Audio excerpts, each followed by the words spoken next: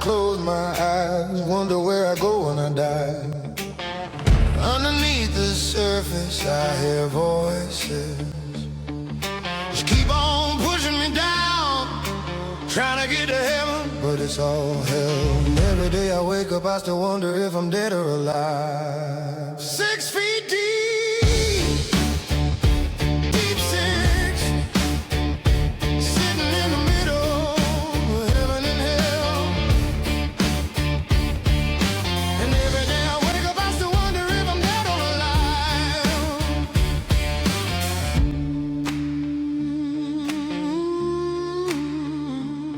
You know I'm undercover, underground. Endless, black, and silent. The river Styx stretches before you, flowing not to sea, but to the edge of existence itself. Your soul drifts along its current, half forgotten, half formed, until light and shadow clash on the horizon. The city appears rising from the cliffs like a crown of stone and smoke. Towers of alabaster gleam in one quarter, draped with banners of radiant gold. Across the river, spires of black iron twist skyward, their windows glowing red like watchful eyes. Between them sprawls a market of masks and voices, colors, smells, lies, all blurring together. And beyond, the cracks. Streets of shattered stone, flickering lamps, and faces caught halfway between laughter and despair. The river crashes on, ending in the astral falls, a vast roaring plunge into the shimmering void, stars reflected in the spray. The sound is thunder and whisper all at once. Judgment waiting to swallow what the city cannot hold. People move about their lives unaware. The dwarven fairy mistress calling fares at the docks, an elven poet scrawling on parchment by candlelight. A gnome hawking trinkets, swearing they carry blessings of gods long dead. The human noble laughing too loud, his hands always on the purse at his belt. They all wear faces, some gilded, some cracked, some painted in ash. A lidless eye gazes down, vast and hungering. Before the vision shatters into black water, you fall back into yourself and awaken. All right. Each of you, nearly simultaneously, your eyes slowly open, and you are set in a room with a stone floor. But rather than walls or a ceiling, you just see darkness. You have no indication of the size of this room, other than the other lit portions which you can see, all looking roughly similar to one another. There's a small, I wouldn't call it a bed, but it is sort of a makeshift plinth that each of you had been laid upon. You are not imprisoned in any way, but you cannot see your surroundings other than each other.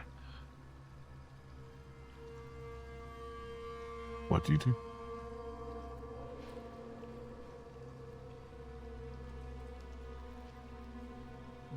Yeah. So it became like, how far are we away from each other? Probably 10, 20 feet. It's all right, because we all just so we see each other, nothing else. They just about. Yeah. Okay. So I wake up and Steady wakes up and actually start. So rather than being that kind of that slow thing happens, then he very quickly, because he's down, he very quickly gets up and he's just like, "What the fuck? Where am I?" And I just start looking at the other three on the plinths, and I'm just confused, but also I have still got that sense of vertigo from when I fallen, and I'm just feeling like unwell. And I was just hoping I just very suddenly go away and just start vomiting very quickly. Okay. So I think in a slightly similar vein, Nemesia, obviously her last image was the world kind of turning as she hung and rotated. And so her eyes will open and she'll kind of go straight for her neck. But at first she doesn't quite look up and clock. She's just kind of aware of the blackness. So she's not sure if she's still swinging. It takes her a moment to kind of realize that she's still and unbound. Her neck feels raw. Her throat is hoarse. And then she kind of hears steady. And she's also going to kind of jolt up like, what the fuck? I just look, I see you looking at me and I catch your eyes with me and I'm just like, just numb paw and vomit all over my face and rubbing it all on my beard. Morning?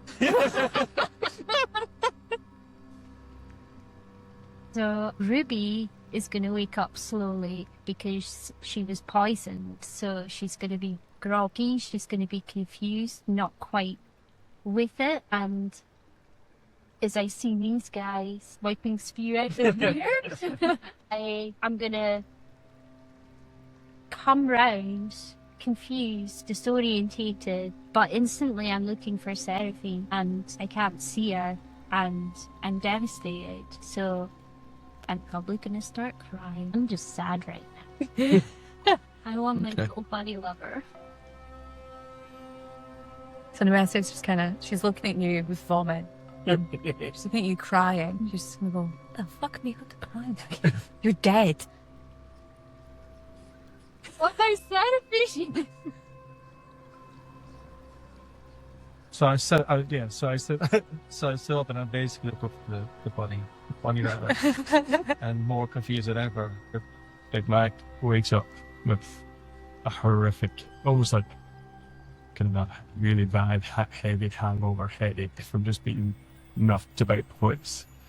But then also kind of all the visions that he had that kind of flashed through his eyes before he passed away, and he just kind of lays there for a minute just trying to take everything in and make sense of it all. But then kind of very slowly just sits up and looks towards the kind of crying bunny and the vomit and just again just trying to piece it all together about what's going on. What a mess. You want to start the good to start as a mess. Yes. Confident. Yeah. Can I, Jay, can I use... I mean, you can see that there is just kind of a stone floor and that kind of thing, and you do get the sense that you're not in some sort of eternal abyss. This is a room. It is just grand. And as you're kind of, are you up and walking around, or are you up? I'm still sitting on the... Still sitting. Yeah. Okay. Make a perception check for me. All of you can do this. We got 13. 14. 10. Spot. Okay. So to different degrees of clarity, all of you can pretty much know that what you do hear in this room is just the sound of rushing water. Almost as if you are, again, the room is very much cave-like. I mean, you hear kind of drips and splashes here and there, but you hear an overwhelming sound and sense of rushing water. You can almost feel it through the floor, the stone floor beneath you. The floor itself is polished. It's not like a rough cavern floor. This is something that has been built. You are in some sort of building or structure. And again, the only lights that you see are from these sort of hanging lanterns, which are near each of your bedding.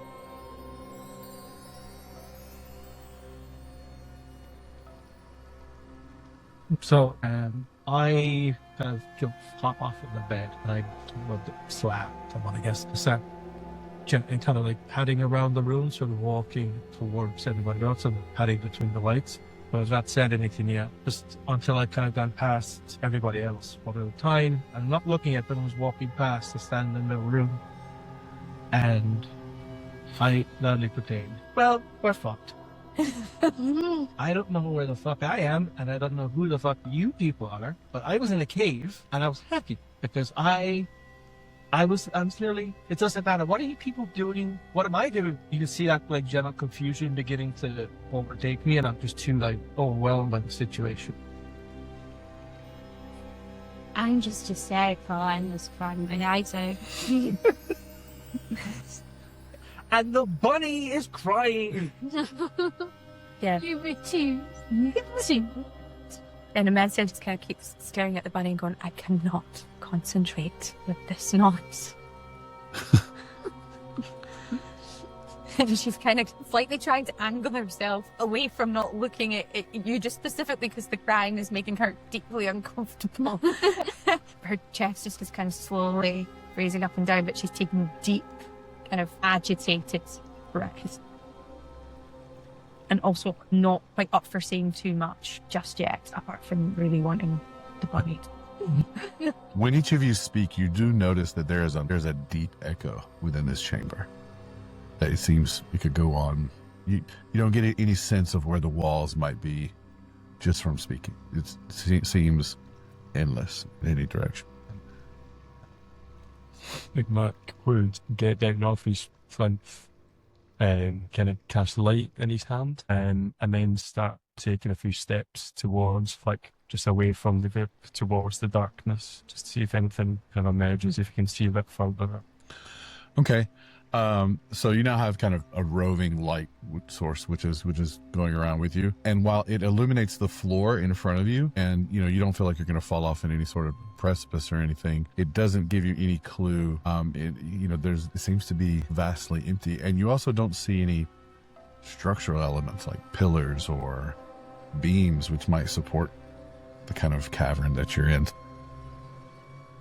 Make an intelligence check. 7. 7. Okay. Yep. This seems like a real big ass room. You're the smart one in this group. Aren't you? You're an intelligence check.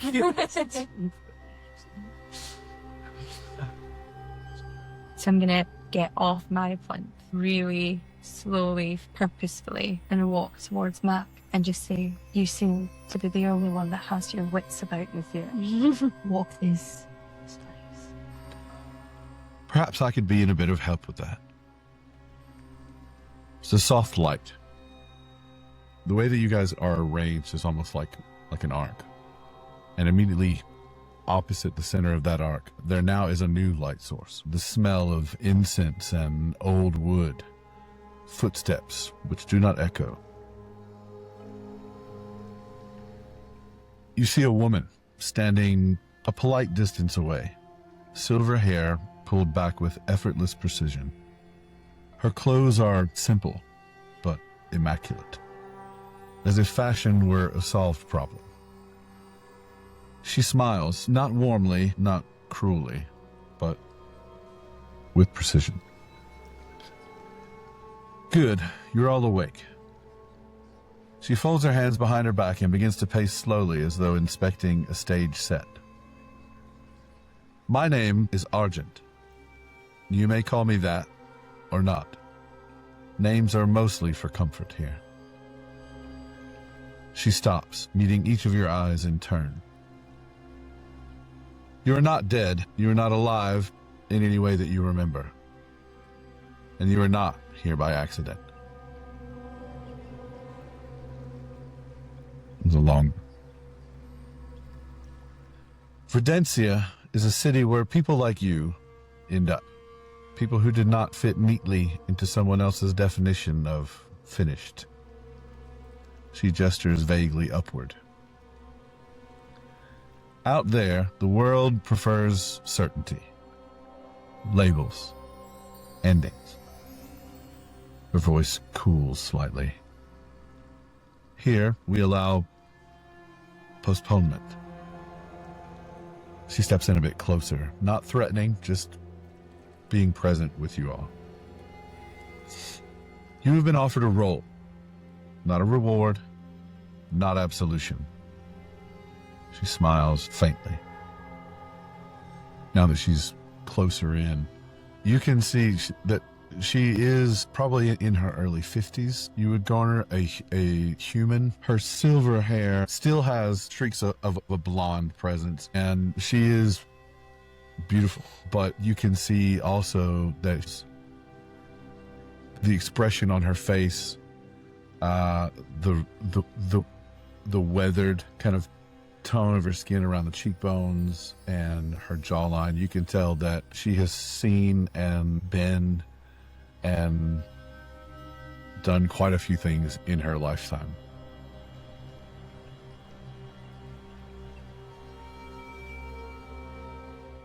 You will observe, intervene, correct problems that must not become public, political, or divine.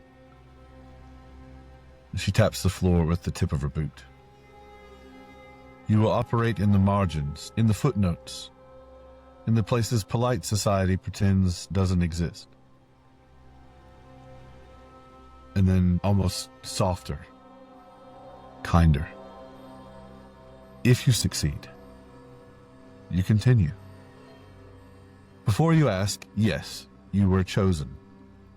Yes, you may refuse, and no, doing so will not end the way that you hope. A final measured nod. Welcome to NI6. Now, you may ask your questions. Ruby wants to know, will she ever see Seraphine again? I do not know who this Seraphine is. I only have limited information about your lives prior to this moment. But I can tell you that if you were to see them again, they likely would not know who you were. Not in this place.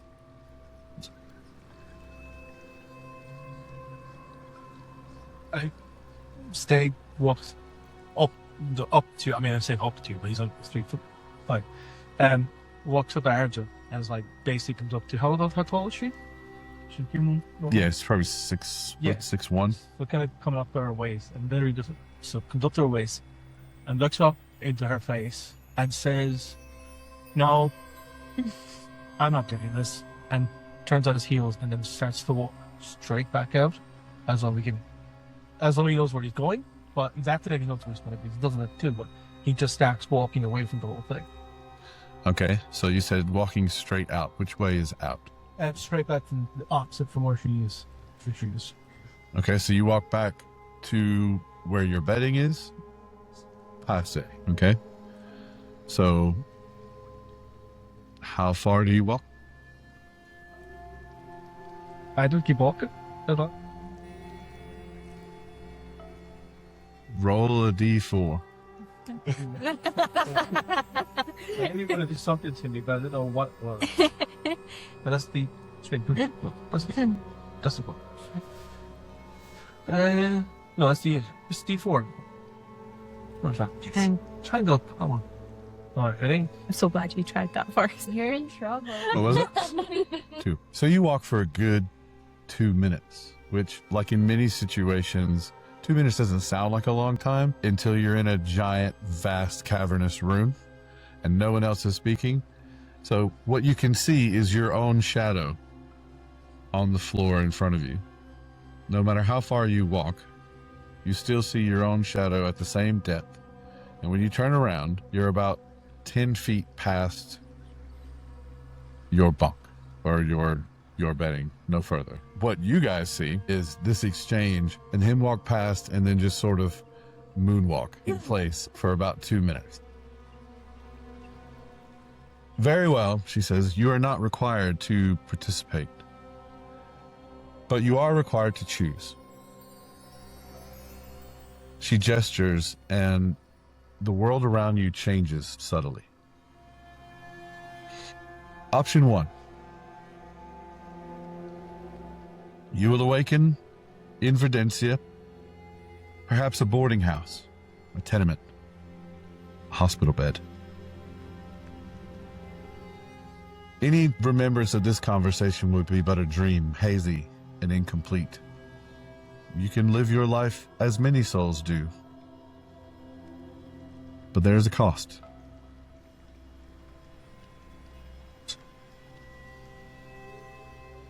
You will not be aware of certain truths, factions, mechanics, things happening around you. You will forget enough to function. Most people do. Option 2, she gestures over her left shoulder, and now the water that you've been hearing this time flows just behind her. You see this raging river, almost as if you're sitting atop a great bridge. The choice is literal, to walk the river. You will choose light or darkness. Your story will end. This is not punishment. This is closure. You have earned an ending. Not everyone does.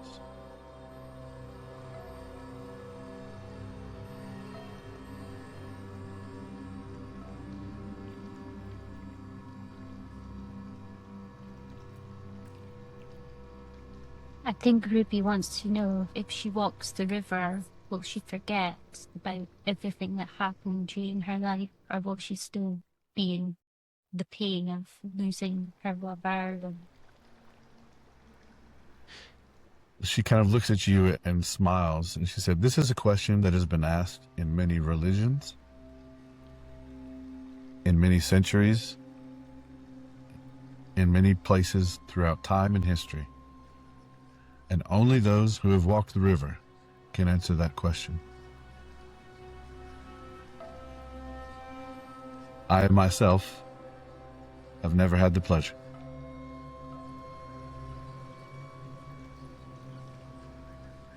So she goes on to explain that Verdencia is a waiting place for souls that cannot be simply tethered to the light or the dark. It is a place for people to wait until either their fate can be decided judiciously, or that they do something or bring light to how they should be sorted. There is obviously the third option, which is that I offered you initially. You will retain your memory. You will retain your person. But you will work for us in the shadows to maintain the balance. So you want us to be, what, secret agents, spies? You will be a small group tasked with preventing very large problems. If anyone ever hears of our successes, we've truly failed. The balance is important. More important now, perhaps, than ever before.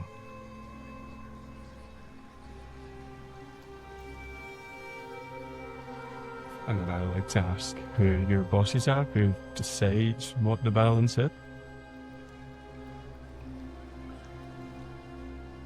I work for the balance. And then correcting herself. I protect it. And a reward for doing all this. The reward, as I have always felt, is to have some sway, some decision as to where one might end up in the very end, whenever that may be. You will find that time in this place moves a little differently than perhaps what you're used to. Though, and she looks specifically back to you, and says, though you may have a better instinct than others.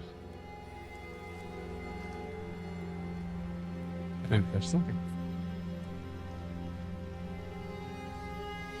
Anestia kind of turns. She's been taking this in, but again, not quite. Okay, she kind of slightly had her back turned to everyone. So she turns on this polished floor and her light footsteps kind of echo around. And there is like a single tear kind of coming down her face. So she kind of gives a quick glance to the bunny because she'd been berating you about it and kind of like flicks it away. And her lace black gown kind of swirls. She kind of takes a deep breath and begins to feel a bit comfortable in the darkness. Comfortable with the echo and the place. And she says, I've lived within the light and been a shadow within the light.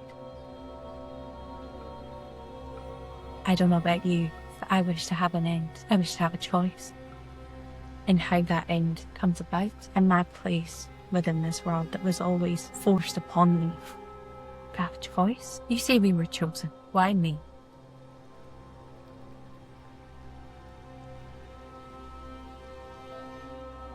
Neither light nor dark could claim you. That makes you valuable. Then I will join you. My story was already written, with an ending that I didn't want. I would like to choose another. She nods and looks to the rest of you. Did it done this conversation been happening? Everybody else standing still, moving.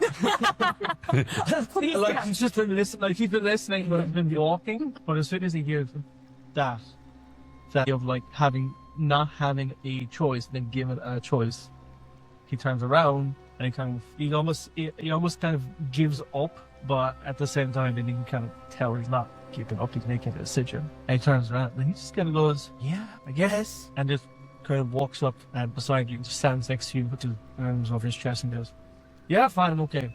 Okay, look down to you. I'm just kind of give you a nod. Yeah, I, as you do that, I just pick the last bit of puke out of my beard. I just...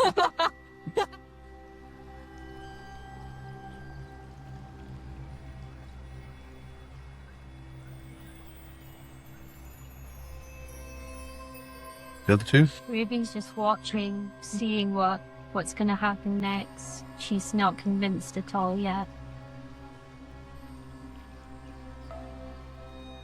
Yeah, Max kind of stand there, and is that as much as you offer a choice, it seems like your hands are being a bit forced here. Mm. You know, you give us a choice of nothingness, not remembering who we are and what our purpose was, or maybe not ready myself to go over the edge just yet. There are lots of mysteries, and I guess it piques my interest. I don't know. I've never had a choice either. I've had a hard life, and as much as I want to forget, I also want a choice. I want to rid the world of darkness like the Marvels. I want revenge. And I want justice before I forget. Then perhaps you will find it. And as she turns, and you notice as well that she is lit from an unseen source, right? But you can see her clearly, and the room itself begins to enlighten. And as she turns, she approaches the base of a ladder and just stands next to it and looks back with a smile. Well, off you pop.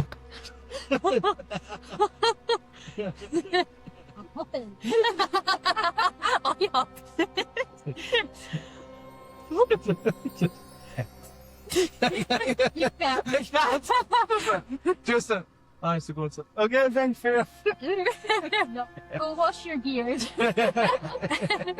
So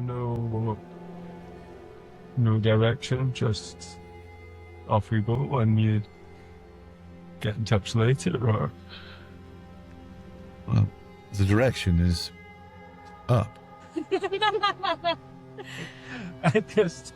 I'm so sick of this already that I look at you, I look at the ladder, I look at them, I look at you, I look at the ladder, and I just start walking towards it. I start climbing. With his reduced height, this may take him a while. I'm very much like trying to you see me in each one, and just like I'm quite getting there. And it's just like I'm trying to deal with it. Funny, well, if you come up after me, there's gonna be a snow. Yeah, okay. The bunnies bounce back. I'm yelling. Yeah, she's here for it. Done. Let's go. As you kind of pass me, Nemesia will just kind of very lightly just give you a slight pat. Oh, But she's not looking at you, but just a slight look. a little. And she will follow you to wait her turn to ascend the ladder. You bestie. Yeah, Mac will come last, but just kind of looking at Argent, just not really trusting this whole process as it goes. Just kind of winks at you. Just a sort of stored face. Just, no. Where you very recently had been descending a large cavernous space, now climbing back out of one. But eventually you do reach a flat sort of hatch. From down below, you hear Argent one last time, and she sounds leagues away. She says, "Mind your footing. The city is unforgiving to those who fall too early." And you feel that might be a little bit of a jab at you. So as you're climbing, the air grows warmer. You hear sounds, distant applause, muffled music, a voice rehearsing lines that feel uncomfortably personal. And the ladder itself rattles softly, not from weakness, but age. When the last of you clears the trap door, it closes beneath you with a quiet and final click. You are no longer underground. You emerge into a cramped backstage area of a working theater. Racks of costumes line the wall, noble finery, beggars' rags, uniforms from a half a dozen eras in a half a dozen planes of existence. A single work light hangs overhead, swinging slightly. Someone is already here. A man leans against a prop table, arms crossed. Black coat, dark gloves, boots polished but worn, like they've seen use, not ceremony. The man that you see is wearing spectacles, probably roughly the same age as Argent, you would think. Early 50s, kind of combed over, balding on the top, but with longer, wispy, flowing down to his shoulders hair. He wears the type of, underneath the coat, it's almost business attire, but rather disheveled. As, you know, someone who's been at work for a long time. But he is smiling. He straightens and claps once, sharp and final. They didn't scream. That's promising. And he looks each of you over, not your faces, but your posture, your breathing, the way you stand when you think no one's judging. Name's Onyx. If Argent told you I'm your handler, she's being generous. I'm your problem solver. Welcome to the Gilded Mask. By day, a respectable theatre with middling reputation and decent wine. He uncorks a bottle, pours himself a very tall glass of what looks to be a cheap bottle of red. By night, the only place where people like you get to tell the truth. Quietly. Starts walking, clearly expecting you to follow him. Next, this glass of wine slams it down on the table, kind of wipes it dribbling from his beard, which is just more of a 3-day, 5 o'clock shadow than it is a beard. He smells really, really bad. You get the feeling that he's certainly not bathed in days and definitely not washed his clothes in probably twice as many.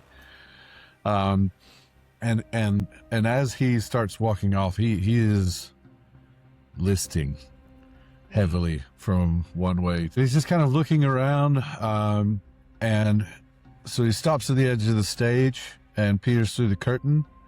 The house lights are dim. A few patrons settle in. Out there, that's the audience. They clap, they cry, they forget. Never underestimate how useful that is. Come on. The prop room. He opens the door into absolute chaos. There are masks, weapons, gadgets, scripts, bottles with no labels. Everything here is a lie, and some of them explode. Try to remember which is which. The orchestra pit.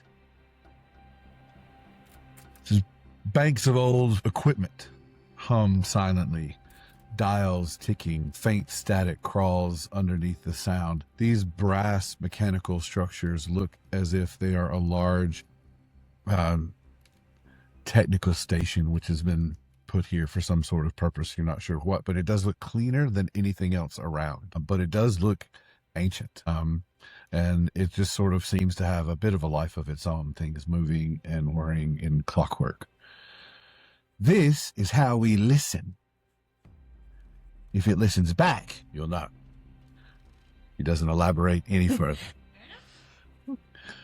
The green room. Surprisingly comfortable space, mismatched couches, maps painted like backdrops, and you watch as he walks over and kind of touches the sides of a kettle and says, oh yeah, that's lovely. This is home base. Eat here. And he gestures towards what looks to be kind of a makeshift kitchen, which has been set up on the tops of old crates and things. And then there are 4 or 5 distinct kind of bunk areas which have been set up for minimal but as much privacy that the space would allow. Eat here, sleep here. Argue here if you must. I just agree with that last one. Bleed somewhere else. Continues. And then he stops. It turns back on you quite suddenly. Let's be clear. You are not heroes. You are not chosen. And you are not special. You are necessary. He paces slowly as he speaks. Vecteasy runs on balance. Too much light, things burn. Too much dark, things rot. Our job is to make sure neither side tips the scale hard enough to break the city. You'll take jobs no one can claim. You'll fix problems no one can admit exist. And if you do it right, no one will give a fuck. Onyx produces a heavy coin and lets it spin across a nearby table. You'll feel it, that moment when you could push just a little bit harder. Cheat just a little. That's the city offering its help. You do well to listen to it. But, and he slams the coin down on the table. Flip it too often, and Vecteasy notices. And trust me, you do not want the attention of this fucking city. You hear footsteps echoing overhead, the applause within the theater, muffled roar of an audience. Onyx nods. Your first job is being prepared. Get comfortable. You're on stage now. The lights flicker just a little bit. And as they flicker, you see him in different stages. It's a bit bizarre because he's clearly leaving, right? But he gets a bit further within the flicker than you think he ought to be able to for a drunk. And you can kind of hear him muttering under himself. He says, "Creepy hospice nurse. Biggest fucking wizard I've ever seen in my life. A tinker that don't fucking tink. And a goddamn bunny rabbit." And you hear a very heavy door close. Take offense at creepy. That's a funny rabbit. I know. Oh. I just looked at you like, oh. Okay, so the area that he's left you in is the central green room area.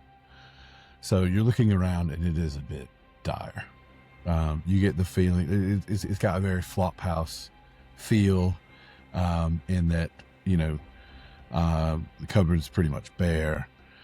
Each of those bed spaces has a bit of a curtain drawn in front of us. You can't really see what's in them, but you get the idea. There's kind of one for each. This is smell of kind of stale food from somewhere, shaking pipes, and, you know, someone's running water somewhere, and you're basically just in the basement of this theater. So what would you like to do? I am standing immediately turns basically opposite way and just takes up one of the bunks and just said, "I've never been somewhere so fancy before." Genuinely says as though it's the fanciest place he's ever been. And Ruby notices him taking his bunk and takes one on the opposite side because she knows that's going to be the smellies. Yeah. Right, so you kind of sit on this mattress, and it is just kind of an old burlap field, more of a sack than a mattress, really. It's just been kind of put there to give a little bit of comfort on these kind of hard, flat cots, which have been set out. There is enough space within each of one. There is enough room for a bunk, you know, a trunk or chest, maybe a couple of small shelves on the wall, and a worktop. So the worktops look heavily used. You can see some of them look like they've been used for a variety of purposes. Maybe been set up as an alchemist station before, or something of that nature, or might have just been used as you know, a place for writing or creation. Basically, you know, whatever your interests are, you do have a bit of space that you can work within the area, but you feel free to make it your own as well. The Mercia would like to she's kind of running her hands along kind of the walls, bed frame. She's kind of looking to see, can she see perhaps any engravings of someone having carved a name? She gets this, I'm getting the feeling that we're not the only people that have occupied this space, and perhaps aren't the only ones who have been quote unquote necessary. So her suspicions up a bit. She's just trying to look for evidence of someone, of the person or people who may have occupied this spot before her, if there is any. Give an investigation roll. 18. Okay. So each of the rooms has 2 bunks in it, kind of stacked bunk bed type situations. You do get the feeling that there was a time when this space was used to house more than the size of your party. Now, you don't know if that was for NI6 or through the theater purposes. And so you do find some evidence of other people being there. There appears to be on kind of the very front-facing side of the top bunk, for one, is really hard to miss. It is eye level as you're standing in front on it. It just simply says mask on, head down. Over in another portion, scrawled on the wall in what looks like a very kind of jagged penmanship, written, not sure whether it's ink, could be blood, could be a variety of different things. It's got kind of a faded, almost orangish color to the ink, or whatever was used to write there. And it says, if you're reading this, it worked. And lastly, as you lay down on the bottom bunk, directly above, you see a very accurately drawn depiction of a large half-orc woman, fully nude, with a very sort of come hither look on her face. And it just says, "My love," underneath. Yeah, so Vanessa's just kind of looking at it. She'll take it in, and then she'll just she just gives like a bone-weary sigh, and she kind of flips kind of back out of the bump and just stands, and she just kind of rests herself against the sort of pillar that kind of keeps the two bumps up, and she's kind of lean her head back, and she's just kind of going to massage her neck, and just goes around and just fuck.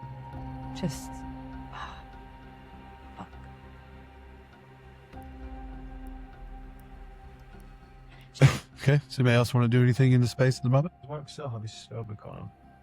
Yeah, you have everything that you had with you upon your demise. I was going to just take myself away from the group and just pull out a spellbook and just flick through pages and just try and rattle down as much as he can of that sigil that he used before he died. Like that last moment, from looking through up, he's just trying to remember that and put it down onto paper while it's still fresh in his head. Okay. You do so? Just furiously scribbling away completely from the reality. Everything's taken herself away as well. All this time, she's had her tail tucked into her pants. It's very uncomfortable. So she's going to look for something else to wear. Get her little tail out. So, and this would go for any of you as well. The costume room, again, has pretty much anything you could want. I mean, nothing in there is worth very much, but pretty much anything that you could seek to find there, you would be able to find it. Okay, so anything anybody's wanting to do, it is rather late in the evening. You do get that sense, or for whatever reason, you are just really tired. Oh, Sten's already asleep. He's literally just completely ignorantly snoring. And it's so loud. It became the crowd outside and all the thing. It's more louder than any of that. Just gone. Okay.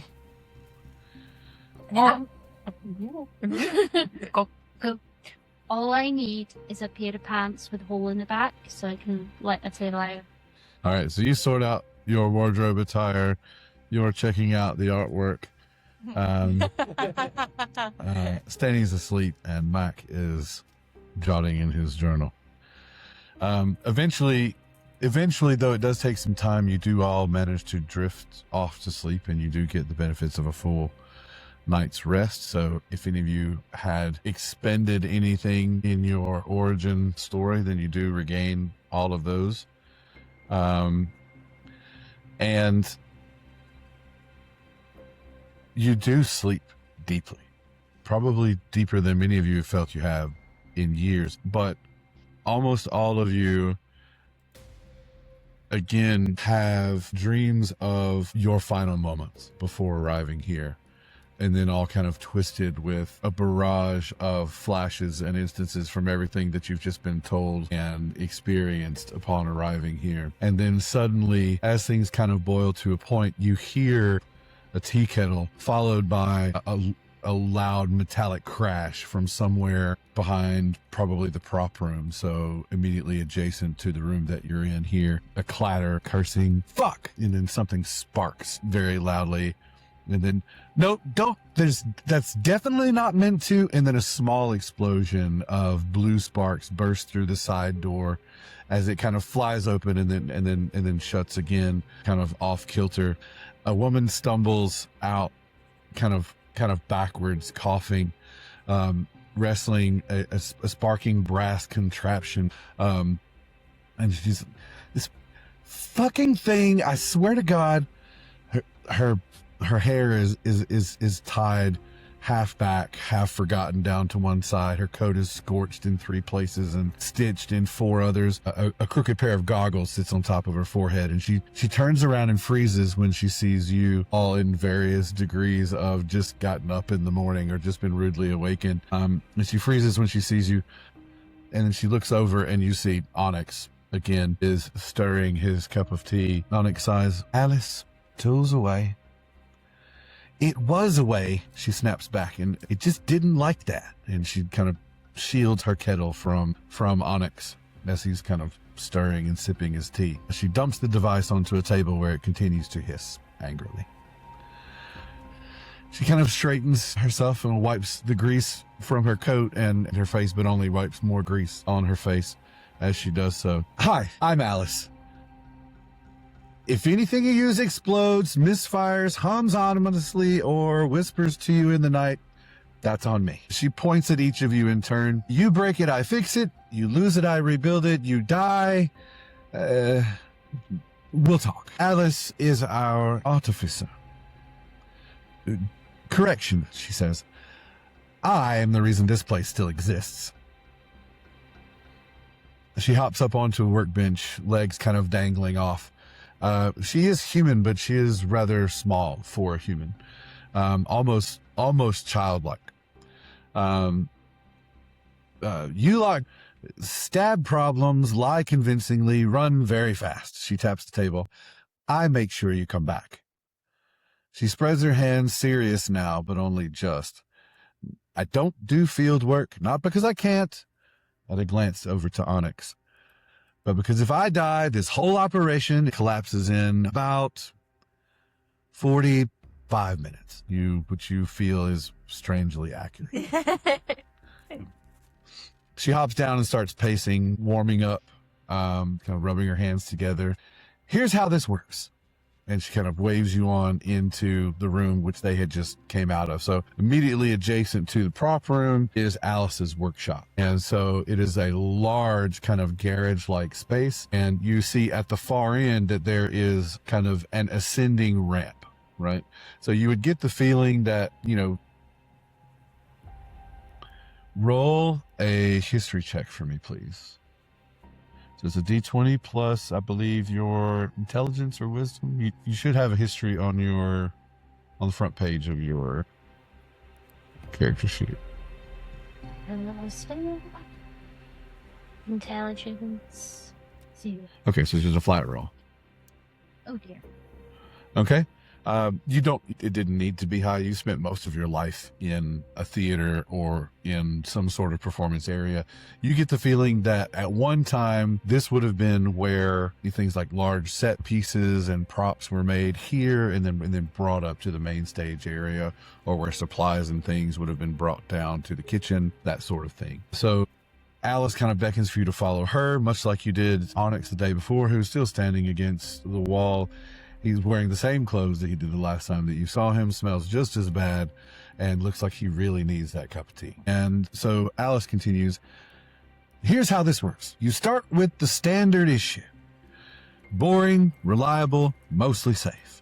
And she holds up a very well-made, kind of rudimentary dagger. "As you bring me materials, favors, strange components, or things you really shouldn't have touched, I upgrade your kit. New tricks, new toys, ways to break the rules, politely. You don't carry everything all the time." Okay, she's kind of pointing around. There are lots of different weapons and contraptions, things which you can identify as weapons, but then things also that you've never seen before, or that look like maybe they've been experimentally connected to one another in some sort of strange way. You don't carry everything all the time. That's how you get caught. She taps her temple. Before jobs, after rests, when you're here, you tell me what kind of mess you're expecting, and I help you dress for the occasion. Her tone drops just a little bit. Some things I give you are prototypes. They will work. They might work too well. She raises a finger. If something goes wrong, that is not failure. It's data. And she kind of wheels on her heels and goes back to her kind of working area. she spots the coin that Onyx showed earlier, and her eyes light up. And she says, "Oh, you've met that already." And she picks it up carefully, like it might bite.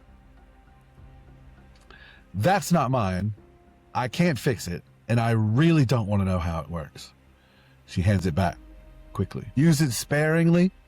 And every time you do, something deep in the city tightens a screw." Above table.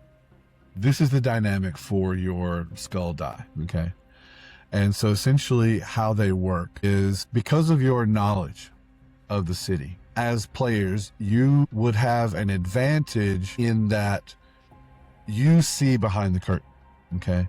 There are people within the city who don't know any of these other factions as it exist. It is a large city in its own right, you know, thieves guilds and other organizations and interests and parties still exist just like they would in any other city, but these larger factions of light versus darkness and their consulates and how that plays publicly versus how it plays privately, you have that advantage. And so because you have that advantage, so each of you have one balance die, which is a D6. You keep it with you throughout the session as a visible reminder of its potential and its peril. Once per short rest, a player may invoke the balance die to gain advantage. A burst of insight, supernatural clarity in a crucial moment. They must describe why their character reaches beyond their mortal limits. Anger, faith, fear, defiance. And then you'll roll a d20 for your check as normal. You roll the balance die, the d6 at the same time. You can add or subtract the balance die's result, your choice, after you see the d20. If the balance die pushes the roll into a success, it comes at a cost. Every time you invoke the balance die, you mark 1 point of imbalance. When you reach 3, the city notices. At the end of that moment, session, or scene, you will roll a d20. And as with most things that happen in Verdencia, there is a balance between what happens with these die. Okay, so there's potentially something good and potentially something not so good, depending on when it happens. You know, what situation you're in at the time. You know, if you're in complete darkness and suddenly your entire body shines like a beacon, that's a good thing. You know, that might be a good thing. If you're trying to be sneaky and hide and your entire body shines like the Statue of Liberty, then that might not be the greatest thing in that moment. So it all depends on when you're using these and what the roll comes out to be. They could both be positives in your situation, or they could both be very negative. But anyway, we'll kind of explain those more if and when they happen. But just know that they don't reset on a rest. Yes, so we have to reach 3 and then take whatever consequence it is, and then... Yes, once it reaches 3, you take the consequence, it goes back to 0. Okay. Okay. Oh, that's sick. Right, give me it, I'm rolling. Let me find where I was. 100% I am that guy as well. I'm like, I just want to know what's going to happen. Let's fucking go. So she claps her hands. She says, if you want something made, modified, or improved, tell me what you want it to do, not how, and I'll figure it out from there. I might ask you for materials, as well as I often have other projects on the go. And you can see there are several things around her shop with kind of cloths or tarps over them that she's currently working on. And there's a large kind of chalkboard behind her of a list of things that she's looking for. She said, I'll ask you for materials. You'll hate where I send you to get them, but in the end, teamwork. Something in the workshop starts ticking faster and she freezes. She says, that's not good. She dives back into the room, shouting over her shoulder. Onyx watches the door for a long moment. She's the best we've got. Onyx starts looking through his pockets and, keys. There's only one. So don't fucking lose it. And who wants this? Nemesia instantly. Right, there you go. Just stares you all down to defy her. And yeah, so one more thing. Don't forget the dead drop every day. Don't miss it. And best of luck. And he just kind of wanders over to the door, stopping along the way, picks up one of the bottles from the counter, gives it a bit of a shake and a swig, and then heads on out the door. And that brings us to the end of this episode of Daggers and Drams. Thank you for spending your time with us, whether you're listening on your commute, painting minis, or rolling dice at your very own table. If you enjoyed the episode, please consider liking the video and subscribing to the channel, or following the podcast wherever you listen. We'd also like to give special thanks to everyone who helps to make this show possible. Your support means more than you know. If you want to keep up with us between episodes, you can find Daggers and Drams on YouTube, Instagram, and other platforms. As always, thanks for being a part of this journey with us. Until next time, pour yourself a dram, roll your dice, keep on telling great stories. 6 feet